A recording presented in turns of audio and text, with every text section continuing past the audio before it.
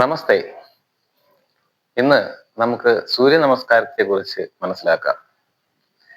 സൂര്യ നമസ്കാരത്തിന്റെ 12 ഭാഗങ്ങൾ അല്ലെങ്കിൽ 12 ആസന സ്റ്റെപ്പുകൾ പഠിക്കുന്നതിനൊപ്പം നമുക്ക് കുറച്ച് മറ്റ് കാര്യങ്ങൾ കൂടെ മനസ്സിലാക്കാം. അതായത് എന്താണ് സൂര്യ നമസ്കാരം, എപ്പോഴാണ് ഇത് ചെയ്യേണ്ടത്, എങ്ങനെയാണ് ചെയ്യേണ്ടത്, ഏത് സമയമാണ് നമുക്ക് യോഗാസനങ്ങളോ അല്ലെങ്കിൽ സൂര്യ നമസ്കാരമോ ചെയ്യാൻ ഉത്തമമായ സമയം എന്ന് ചോദിച്ചാൽ, നമ്മുടെ ഇരുമൂക്കിലൂടെയും ശ്വാസം എപ്പോഴാണോ ഒഴുകുന്നത് അതാണ് യഥാർത്ഥത്തിൽ ഉത്തമമായ സമയം. എന്നാൽ നാം ഭക്ഷണം കഴിച്ചിട്ട് 3 മണിക്കൂറെങ്കിലും ആയിരിക്കണം. ഇനി മറ്റൊരു കാര്യം, ഏത് യോഗാസനങ്ങൾ കഴിഞ്ഞാലും കുറഞ്ഞത് 1 മണിക്കൂറെങ്കിലും കഴിയാതെ ഭക്ഷണം നാം കഴിക്കുവാൻ പാടില്ല.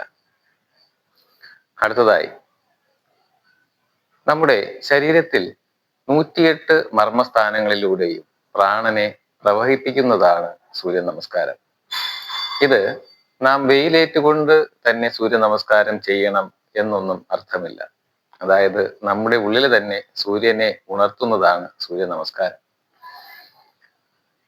ഇനി ഇത് ഉച്ചയ്ക്കാണോ, വൈകുന്നേരമാണോ, രാവിലെയാണോ ഏറ്റവും നല്ലത് എന്ന് ചോദിച്ചാൽ ഞാൻ പറയും, നാം ഭക്ഷണം കഴിച്ചിട്ട് വളരെയധികം സമയം കഴിഞ്ഞതിന് ശേഷം ചെയ്യുന്നത് രാവിലെയാണ്. അപ്പോൾ ഇതിന് അത്യാവശ്യം നല്ലത് നമ്മുടെ പ്രഭാത സമയം തന്നെയാണ്. എന്നിരുന്നാലും എല്ലാവർക്കും ആ ഒരു സമയത്ത് സൂര്യ നമസ്കാരമോ അല്ലെങ്കിൽ മറ്റ് യോഗാസനങ്ങളോ ചെയ്യുവാൻ സാധിച്ചു എന്ന് വരില്ല. അപ്പോ നാം ശ്രദ്ധിക്കേണ്ടത്, ആഹാരം കഴിച്ചിട്ടൊരു 3 മണിക്കൂർ കഴിഞ്ഞ ഒരു സമയം, അത് ചിലപ്പോൾ ഉച്ചയായിരിക്കാം, അല്ലെങ്കിൽ വൈകുന്നേരമായിരിക്കാം, ഇനി അല്ലെങ്കിൽ ഒരല്പം കൂടെ താമസിച്ച് ഒരു 6 മണിയോ 7 മണിയോ ഒക്കെ ആയിരിക്കാം. മാക്സിമം എല്ലാവരും ശ്രദ്ധിക്കുക, ഒരു 8:30 9 മണി കഴിഞ്ഞതിന് ശേഷം ഭക്ഷണം കഴിക്കാതിരിക്കുന്നതാണ് നല്ലത്. എങ്കിലും അവരവരുടെ ജോലിക്ക് അനുസൃതമായ ഒരു സമയം നിങ്ങളൊന്ന് ശ്രദ്ധിക്കുക. ഏതായാലും കിട്ടുന്ന സമയം നമുക്കൊരു 3 മണിക്കൂർ ഗ്യാപ്പിന് ശേഷം, ഭക്ഷണം കഴിച്ചിട്ടൊരു 3 മണിക്കൂർ ഗ്യാപ്പിന് ശേഷം സൂര്യ നമസ്കാരമോ അല്ലെങ്കിൽ യോഗാസനമോ ചെയ്യുന്നത് വളരെ നന്നായിരിക്കും. ഇനി നാം ചില കാര്യങ്ങൾ ശ്രദ്ധിക്കേണ്ടത്, ഇതിൽ പ്രധാനമായ ഒരു ഘടകം എന്ന് പറയുന്നത്, നാം എപ്പോഴാണോ സൂര്യ നമസ്കാരം ചെയ്യുമ്പോൾ മുന്നോട്ട് കുനിയുമ്പോൾ ശ്വാസം വിട്ടുകൊണ്ടും പിന്നിലേക്ക് വളയുമ്പോൾ ശ്വാസം എടുത്തുകൊണ്ടുമാണ് ഇത് ചെയ്യേണ്ടത്. അതായത് മുന്നോട്ട് കുനിയുമ്പോൾ ശ്വാസം വിട്ടുകൊണ്ടും പിന്നിലേക്ക് വളയുമ്പോൾ ശ്വാസം എടുത്തുകൊണ്ടും. ഇനി നാം ഇതിൽ പർവ്വതാസനം എന്നൊരു ആസനമുണ്ട്. അതിൽ നിൽക്കുമ്പോൾ ഈ കാലിന്റെ ഈ മടമ്പ് ഇങ്ങനെ പതിഞ്ഞിരിക്കുവാൻ ശ്രദ്ധിക്കുക. എന്നാൽ എല്ലാവർക്കും അത് സാധിച്ചു എന്ന് വരില്ല. ചിലർക്ക് എത്രയാണോ സാധിക്കുന്നത് ആ ഒരു അവസ്ഥയിൽ നിന്നാൽ മതിയാകും. ഇനി അടുത്ത ഒരു ഭാഗം ശ്രദ്ധിക്കുവാനുള്ളത്, നാം കൈവയ്ക്കുന്ന ഒരു രീതിയാണ്. നാം യോഗ മാറ്റിന്റെ ഈ ഒരു അകലം ഒരു അടി, അതായത് ഒരു 12 ഇഞ്ച് ഒക്കെ പിന്നിലേക്ക് നിന്നിട്ട് നാം പാദഹസ്താസനം ചെയ്യുമ്പോൾ കൈയുടെ ഈ പൊസിഷൻ എന്ന് പറയുന്നത് ഈ പാദത്തിന്റെ ഈ അടുത്ത ഭാഗത്താണ്. ഇതിങ്ങനെ തറയിൽ പതിപ്പിച്ച് വയ്ക്കണം. നമ്മുടെ മൂക്ക് കാൽമുട്ടിൽ തൊടണം. അപ്പോ എല്ലാവർക്കും ഇത് സാധിച്ചു എന്ന് വരില്ല, തുടക്കക്കാർക്ക് പ്രത്യേകിച്ചും. അവർ ചെയ്യേണ്ടത്, നാം ഇങ്ങനെ മുന്നിലേക്ക് കുനിയുമ്പോൾ നിങ്ങൾക്ക് ഈ ഒരു ഘട്ടം വരെ സാധിക്കുന്നുള്ളൂ, അത്രയും മതി. എന്നാൽ നാം ഒരു അല്പം കൂടെ ഒന്ന് ശ്രമിക്കുക. ആ സമയത്ത് ഇവിടെ ചെറിയ ഒരു വേദന അനുഭവപ്പെടുന്ന ആ ഒരു സമയം, ആ ഒരു അവസ്ഥയിൽ നിങ്ങൾ ഹോൾഡ് ചെയ്യുക. അതിനപ്പുറത്തേക്ക് കൃത്യമായി തന്നെ തറയിൽ മുട്ടണം, അങ്ങനെ ഒരു വാശി പിടിക്കാതിരിക്കുക. ഓരോ ദിവസവും ഒരല്പം കൂടെ ശ്രമിക്കുക, അത്രയേ ഉള്ളൂ.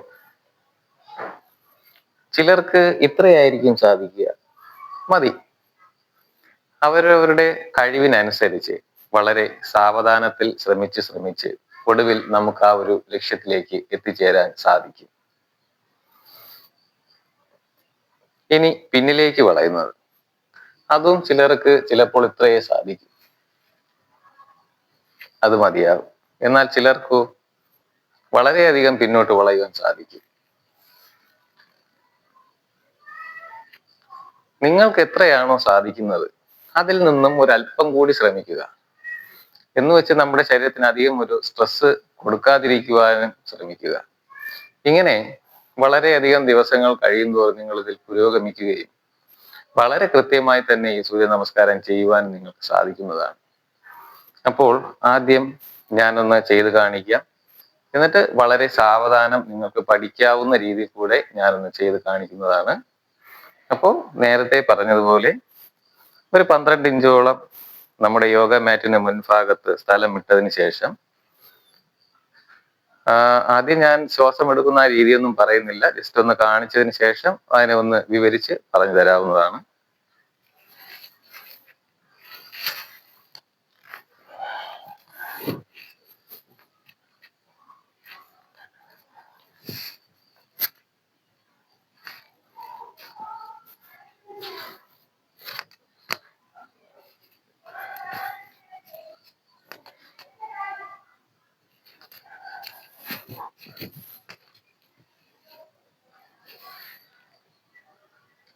ഇത്രയുമാണ് ആ സ്റ്റെപ്പുകൾ.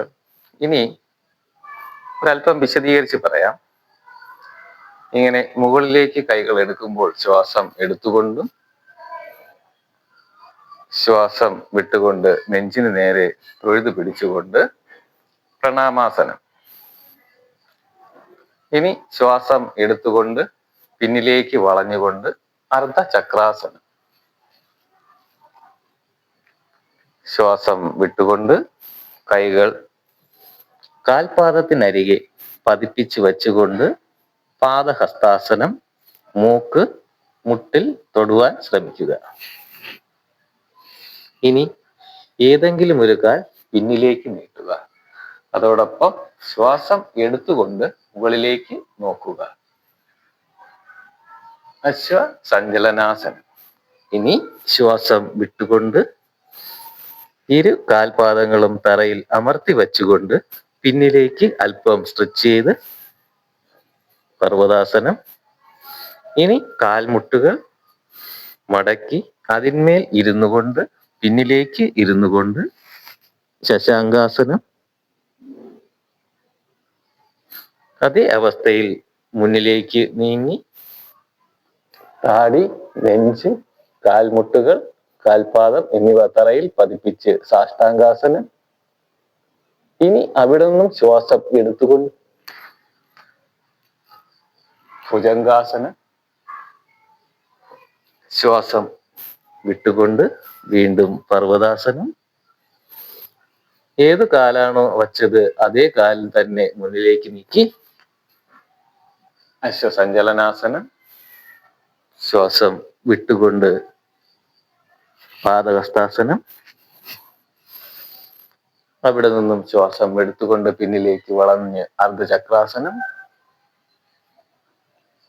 ശ്വാസം വിട്ടുകൊണ്ട് പ്രണാമാസനം. ഇപ്പോൾ ഇതിന്റെ ഒരു സെറ്റ് പൂർത്തിയായി. ഇങ്ങനെ നിങ്ങൾക്ക് കഴിയുന്നത് പോലെ ഒരു 5 സെറ്റ് എല്ലാ ദിവസവും ചെയ്യുവാൻ ശ്രമിക്കുക.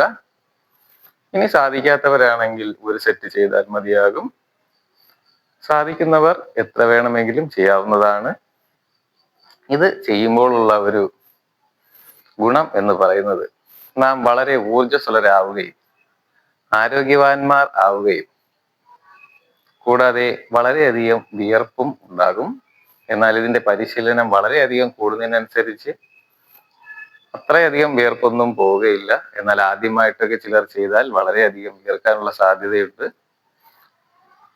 അപ്പോൾ നാം വളരെയധികം വെള്ളം പിന്നീട്, അതായത് ഭക്ഷണ കാര്യം ശ്രദ്ധിക്കുമ്പോൾ നാം ഏത് ആസനങ്ങൾ കഴിഞ്ഞാലും, യോഗാസനങ്ങൾ പ്രത്യേകിച്ച് കഴിഞ്ഞതിന് ശേഷം 1 മണിക്കൂറെങ്കിലും കഴിഞ്ഞതിന് ശേഷം മാത്രമായിരിക്കണം ഭക്ഷണം കഴിക്കേണ്ടത്.